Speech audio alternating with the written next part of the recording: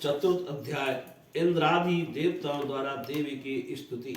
सिद्धि की इच्छा रखने वाले पुरुष जिनकी सेवा करते हैं तथा देवता जिन्हें सब ओर से घेरे रहते हैं, उन जया नाम वाली दुर्गा देवी का ध्यान करें। उनके श्री अंगों की आभा काले मेघ के समान श्याम है। वे अपने कटाक्षों से शत्रु समूह को भय प्रदान करती हैं। उनके मस्तक पर आबद्ध चंद्रमा की रेखा शोभा पाती है। वे अपने हाथों में शंख चक्र कृपाण और त्रिशूल धारण करती हैं। उनके 3 नेत्र हैं। वे सिंह के कंधे पर चढ़ी हुई हैं और अपने तेज से तीनों लोगों को परिपूर्ण कर रही हैं। ऋषि कहते हैं, अत्यंत पराक्रमी दुरात्मा महिषासुर तथा उसकी दैत्य सेना के देवी के हाथ से मारे जाने पर इंद्र आदि देवता प्रणाम के लिए गर्दन तथा कंधे झुकाकर उन भगवती दुर्गा का उत्तम वचनों द्वारा स्तवन करने लगे। उस समय उनके सुंदर अंगों में अत्यंत हर्ष के कारण रोमांच हो आया था। देवता बोले, संपूर्ण देवताओं की शक्ति का समुदाय ही जिनका स्वरूप है तथा जिन देवी ने अपनी शक्ति से संपूर्ण जगत को व्याप्त कर रखा है, समस्त देवताओं और महर्षियों की पूजनीय उन जगदम्बा को हम भक्ति पूर्वक नमस्कार करते हैं। वे हम लोगों का कल्याण करें, जिनके अनुपम प्रभाव और बल का वर्णन करने में भगवान शेषनाग, ब्रह्मा जी तथा महादेव जी भी समर्थ नहीं हैं। वे भगवती चंडिका संपूर्ण जगत का पालन एवं अशुभ भय का नाश करने का विचार करें। जो पुण्यात्माओं के घरों में स्वयं ही लक्ष्मी रूप से, पापियों के यहाँ दरिद्रता रूप से, शुद्ध अंतःकरण वाले पुरुषों के हृदय में बुद्धि रूप से, सत्पुरुषों में श्रद्धा रूप से तथा कुलीन मनुष्यों में लज्जा रूप से निवास करती हैं, उन आप भगवती दुर्गा को हम नमस्कार करते हैं। देवी, आप संपूर्ण विश्व का पालन कीजिए। देवी, आपके इस अचित्य रूप का असुरों का नाश करने वाले भारी पराक्रम का तथा समस्त देवताओं और दैत्यों के समक्ष युद्ध में प्रकट किए हुए आपके अद्भुत चरित्रों का हम किस प्रकार वर्णन करें। आप संपूर्ण जगत की उत्पत्ति में कारण हैं। आप में सत्व गुण, रजोगुण और तमोगुण, ये तीनों गुण मौजूद हैं, तो भी दोषों के साथ आपका संसर्ग नहीं जान पड़ता। भगवान विष्णु और महादेव जी आदि देवता भी आपका पार नहीं पाते। आप ही सबका आश्रय हैं। यह समस्त जगत आपका अंशभूत है, क्योंकि आप सबकी आदिभूत अव्याकृता परा प्रकृति हैं। देव संपूर्ण यज्ञों में जिसके उच्चारण से सब देवता तृप्ति लाभ करते हैं, वह स्वहा आप ही हैं। इसके अतिरिक्त आप पितरों की भी तृप्ति का कारण है। अतएव सब लोग आपको स्वधा भी कहते हैं। देवी, जो मोक्ष की प्राप्ति का साधन है, आचित्य महाव्रत स्वरूपा है, समस्त दोषों से रहित, जितेंद्रिय तत्व को ही सार वस्तु मानने वाले तथा मोक्ष की अभिलाषा रखने वाले मुनिजन जिसका अभ्यास करते हैं, वह भगवती परा विद्या आप ही हैं। आप शब्द स्वरूपा हैं, अत्यंत निर्मल ऋग्वेद, यजुर्वेद तथा उद्गीत के मनोहर पदों के पाठ से युक्त साम वेद का भी आधार आप ही हैं। आप देवी त्रयी, तीनों वेद और भगवती 6 ऐश्वर्यों से युक्त इस विश्व की उत्पत्ति एवं पालन के लिए आप ही वार्ता, खेती एवं आजीविका के रूप में प्रकट हुई हैं। आप संपूर्ण जगत की घोर पीड़ा का नाश करने वाली हैं। देवी, जिससे समस्त शास्त्रों के सार का ज्ञान होता है, वह मेघा शक्ति आप ही हैं।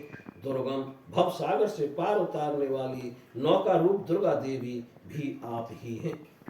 आपकी कहीं भी आसक्ति नहीं है। कैटभ के शत्रु भगवान विष्णु के वक्र स्थल में एकमात्र निवास करने वाली भगवती लक्ष्मी तथा भगवान चंद्रशेखर द्वारा सम्मानित गौरी देवी भी आप ही हैं। आपका मुख मंद मुस्कान से सुशोभित, निर्मल पूर्ण चंद्रमा के बिंब का अनुकरण करने वाला और उत्तम सुवर्ण की मनोहर कांति से कमनीय है। तो भी उसे देखकर महिषासुर को क्रोध हुआ और सहसा उसने उस पर प्रहार कर दिया। यह बड़े आश्चर्य की बात है। देवी, वही मुख जब क्रोध से युक्त होने पर उदय काल के चंद्रमा की भांति लाल और तनी हुई भौहों के कारण विकराल हो उठा, तब उसे देखकर जो महिषासुर के प्राण तुरंत नहीं निकल गए, यह उससे भी बढ़कर आश्चर्य की बात है, क्योंकि क्रोध में भरे हुए यमराज को देखकर भला कौन जीवित रह सकता है। हे देवी, आप प्रसन्न हो, परमात्मा स्वरूपा आपके प्रसन्न होने पर जगत का अभ्युदय होता है, और क्रोध में भर जाने पर आप तत्काल ही कितने कुलों का सर्वनाश कर डालती हैं। यह बात अभी अनुभव में आई है, क्योंकि महिषासुर की यह विशाल सेना क्षण भर में आपके कोप से नष्ट हो गई है।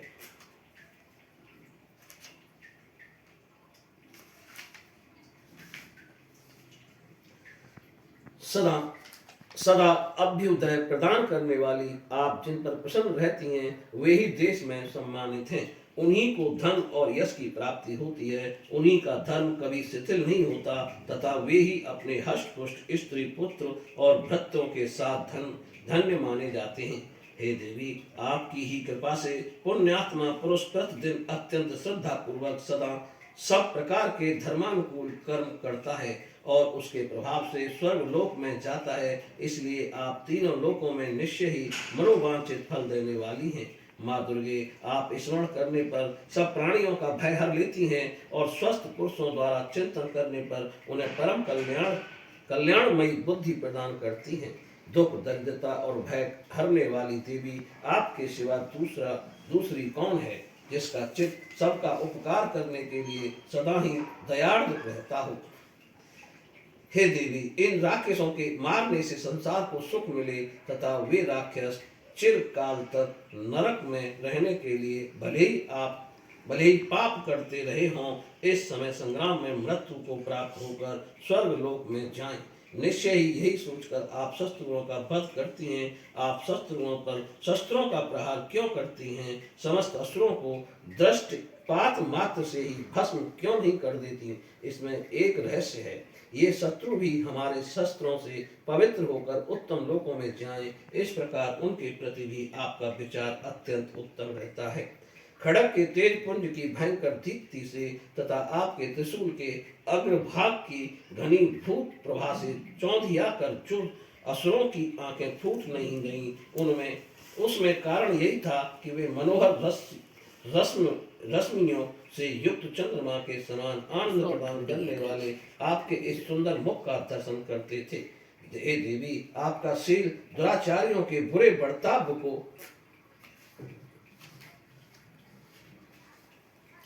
दूर करने वाला है। साथ ही यह रूप ऐसा है जो कभी चिंतन में भी नहीं आ सकता और जिसकी कभी दूसरों से तुलना भी नहीं हो सकती, तथा आपका बल और पराक्रम तो उन दैत्यों का भी नाश करने वाला है जो कभी देवताओं के पराक्रम को भी नष्ट कर चुके थे। इस प्रकार आपने शत्रुओं पर भी अपनी दया ही प्रकट की। बड़दायिनी देवी, आपके इस पराक्रम की किसके साथ तुलना हो सकती है, तथा शत्रुओं को भय देने वाला एवं अत्यंत मनोहर ऐसा रूप भी आपके सिवा और कहाँ है। हृदय में कृपा और युद्ध में निष्ठुरता, ये दोनों बातें तीनों लोकों के भीतर केवल आप में ही देखी गई हैं। हे मात, आपने शत्रुओं का नाश करके इस समस्त त्रिलोकी की रक्षा की है। इन शत्रुओं को भी युद्ध भूमि में मारकर स्वर्गलोक में पहुंचाया है तथा उन्मत्त दैत्यों से प्राप्त होने वाले हम लोगों के भय को भी दूर कर दिया है। आपको हमारा नमस्कार है। हे देवी, आप शूल से हमारी रक्षा करें। अंबिके, आप खड्ग से भी हमारी रक्षा करें तथा घंटा की ध्वनि और धनुष की टंकार से भी हम लोगों की रक्षा करें। चंडिके, पूर्व पश्चिम और दक्षिण दिशा में आप हमारी रक्षा करें तथा अपने त्रिशूल को घुमाकर आप उत्तर दिशा में भी हमारी रक्षा करें। तीनों लोकों में आपके जो परम सुंदर एवं अत्यंत भयंकर रूप विचरते रहते हैं, उनके द्वारा भी आप हमारी तथा इस भूलोक की रक्षा करें। हे अंबिके, आपके कर पल्लवों में शोभा पाने वाले खड्ग, शूल और गदा आदि जो अस्त्र हों, उन सब के द्वारा आप सब ओर से हम लोगों की रक्षा करें। ऋषि कहते हैं, इस प्रकार जब देवताओं ने जगन माता दुर्गा की स्तुति की और नंदनवन के दिव्य पुष्पों एवं गंध चंदन आदि के द्वारा उनका पूजन किया, फिर सबने मिलकर जब भक्ति पूर्वक दिव्य धूपों की सुगंध निवेदन की, तब देवी ने प्रसन्न वदन होकर प्रणाम करते हुए सब देवताओं से कहा,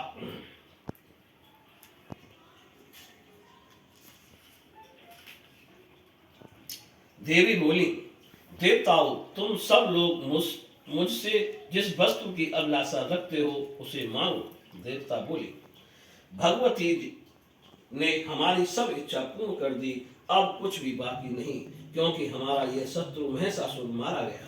महेश्वरी, इतने पर भी यदि आप हमें और बढ़ देना चाहती हैं तो हम जब जब आपका स्मरण करें तब तब आप दर्शन देकर हम लोगों के महान संकट दूर कर दिया करें, तथा प्रसन्न मुखी अंबिके, जो मनुष्य इन स्तोत्रों द्वारा आपकी स्तुति करे उसे वित्त, समृद्धि और वैभव देने के साथ ही उसकी धन और स्त्री आदि संपत्ति को भी बढ़ाने के लिए आप सदा हम पर प्रसन्न रहें।